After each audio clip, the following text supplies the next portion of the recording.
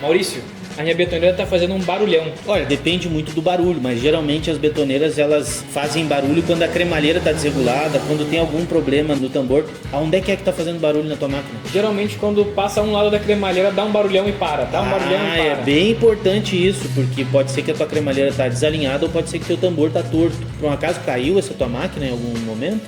Eu deixei ela tombar. Olha só, gente, quando tombam a betoneira, o tambor ele pode se desregular ali, ele pode se entortar para um lado. Então vale muito a pena dar uma atenção para isso. Às vezes pode ser só a cremalheira que levantou mais de um lado que do outro. E na grande maioria das vezes, quando a betoneira acaba caindo, tombando para um determinado lado, se entorta o tambor e o problema é no tambor torto. Muito importante essa dica aí para vocês.